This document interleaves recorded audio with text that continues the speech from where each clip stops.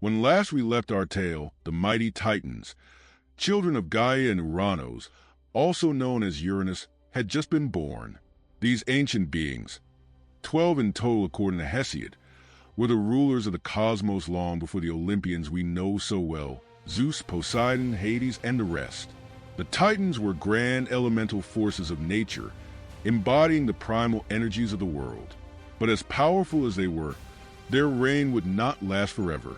Today, we dive into their saga, a story of power, betrayal, and eventually, the birth of the king of the gods, Zeus.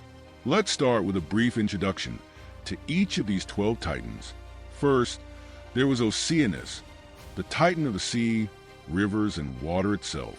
He was the vast ocean encircling the earth, a force so immense that later gods like Poseidon would only rule over a fraction of his domain.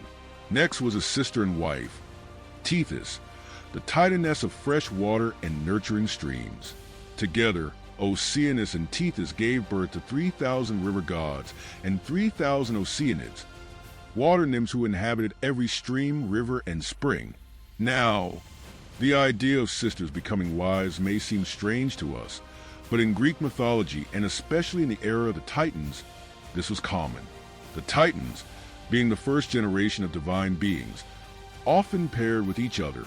It was considered reasonable because, at the beginning of creation, there were no other beings to mate with. This is something we see in many myths, not just among the Titans, but even later among the Olympian gods. Then we have Hyperion, the Titan of light, often associated with the sun. He was a celestial being whose very name means he who goes before. His children, Helios the sun, Selene the moon, and Eos the dawn, would later continue his legacy of illuminating the sky. His sister and consort was Thea, also called Euryphessa the wide-shining. She was a titaness of sight and vision, and by extension the goddess who endowed gold, silver, and gems with their brilliance and intrinsic value. Her very name means divine in modern Greek. The two of them embodied the brilliance and radiance of the cosmos.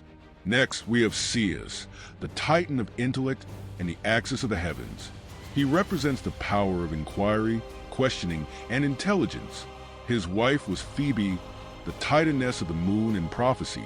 They were the parents of two children, Leto, who would later give birth to Apollo and Artemis, both powerful Olympian gods, and Asteria, who would become mother of Hecate, the goddess of magic and crossroads, to whom Hesiod was particularly devoted. Zeus and Phoebe's lineage was closely linked to wisdom and foresight, just as their descendants would be. Kronos, although less prominent, was a fascinating titan. According to Hesiod, he was the father of Astraeus, the titan of stars and planets, Pallas and Perses. His name is sometimes associated with the Greek word for ram, Krios, though there is no link between Kronos and the zodiac sign Aries. He played no significant individual role in the Titanomachy, the great war between the Titans and Olympians, but he fought alongside his siblings. After the war, he was cast into the deepest depths of Tartarus along with the other Titans. Kronos' lineage is also significant as he became the grandfather of Hecate. Then we have Themis, the titaness of divine law and order. Unlike the Titans, who represented untamed forces of nature, Themis embodied justice and fairness, themes that the later Olympian gods, especially Zeus, would continue to uphold. She was also the mother of the Ori, the goddesses of the seasons, and the Moirai, the fates, further emphasizing her role in maintaining cosmic order. Iapetus, another important Titan, was associated with mortality and craftsmanship. He fathered Prometheus, the bringer of fire to humanity, Epimetheus, who foolishly accepted Pandora, Menoetius, who was struck down by Zeus for his arrogance, and Atlas, who would bear the weight of the heavens after the Titanomachy. Mnemosyne, the titaness of memory, was one of the most fascinating figures. According to Hesiod, she was the mother of the Muses, fathered by her nephew, Zeus. For 9 nights, Zeus lay with Mnemosyne, and from their union came the 9 Muses, which we'll cover in another episode. Memory, being so vital to the oral tradition of ancient Greece, was deemed one of the essential building blocks of civilization, and Demosthenes' role as the mother of the Muses emphasized the importance of storytelling, poetry, and knowledge in Greek culture. Kronos, the youngest and most ambitious of the Titans, was the Titan of time and harvest. According to Hesiod, Kronos was a cruel ruler, reflecting the relentless nature of time itself. Kronos' very name is linked to Chronos, the Greek word for time. Some even interpret the myth of Kronos devouring his children as an allegory for time consuming all things, a relentless force that spares no one. Time, after all, devours its own creations, much as Kronos devoured his offspring. But before we get to that, Kronos' rise to power came with its own share of violence and betrayal. According to Hesiod, Uranos feared his children, especially the Titans. His fear, rather than a prophecy, led him to imprison them deep within Gaia. It was this unjust act that caused Gaia, the earth, unbearable pain, and she devised a plan to free her children. She called upon her youngest son, Kronos, and handed him a great sickle.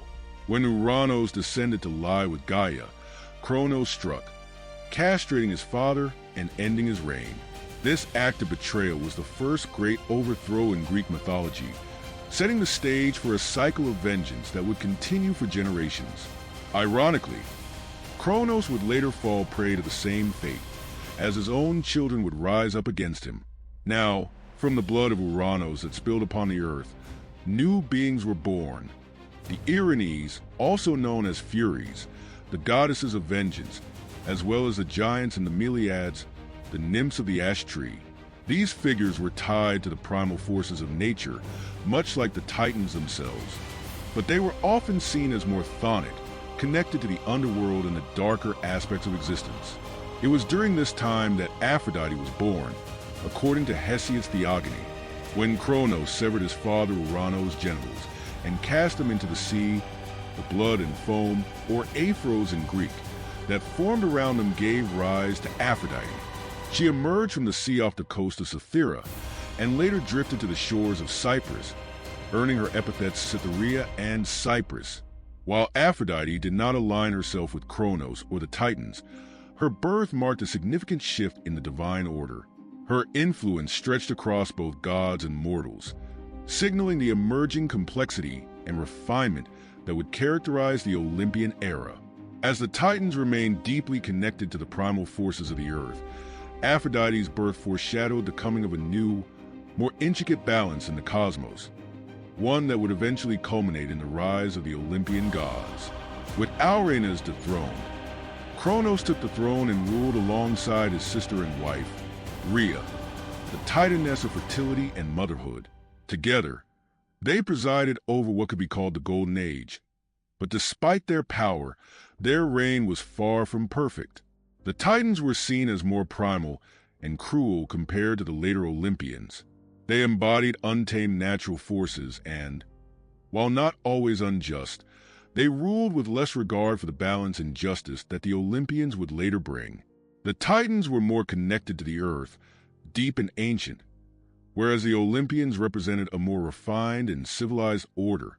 Kronos and Rhea had many children: Hestia, Demeter, Hera, Hades, Poseidon, and finally Zeus.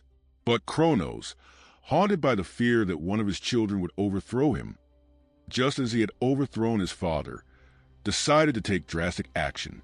According to Hesiod, each time Rhea gave birth, Kronos swallowed the newborn child whole, imprisoning them within his stomach. But when Rhea became pregnant with their youngest son, Zeus, she devised a clever plan. When Zeus was born, she hid him away on the island of Crete, far from Kronos' reach. In place of the baby, Rhea gave Kronos a stone wrapped in swaddling clothes, which he swallowed without a second thought. Zeus was raised in secret, nurtured by nymphs, and fed by the god Amalthea. As he grew, so did his strength and wisdom.